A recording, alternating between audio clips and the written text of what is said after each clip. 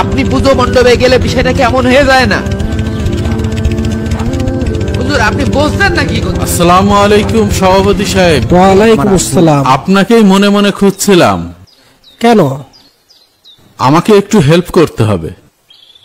জি বলেন, কি সাহায্য করতে পারি? হুজুর হুজুর আমার দেরি হয়ে যাচ্ছে। আরে দাঁড়াও। হ্যাঁ? এই ভাই, হ্যাঁ একটু এদিকে আসেন।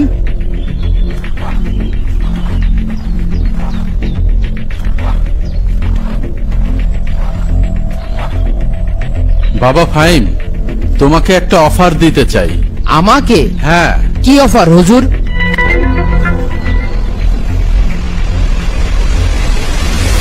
এই নাও 1,00,000 টাকা। এই টাকা পুরোপুরি তোমার। এটা দিয়ে তুমি যা খুশি করতে পারো। কিন্তু কেন হুজুর? শর্ত শুধু একটাই, তোমার আব্বুর সামনে এই লোকটাকে আব্বু বলে ডাকতে হবে।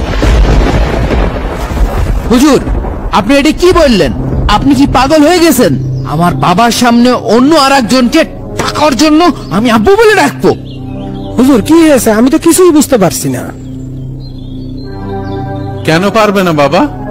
উনি তো একজন সম্মানিত লোক, তাছাড়া বিনিময়ে তো টাকাও পাচ্ছ।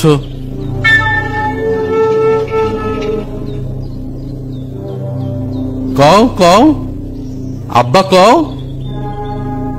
আমার বাবা এখানে দাঁড়িয়ে রয়েছে। এই 1,00,000 টাকার চেয়ে আমার বাবার সম্মান অনেক বেশি। আমি এই সামান্য টাকার জন্য আমার পরিচয় বিক্রি করতে পারবো না।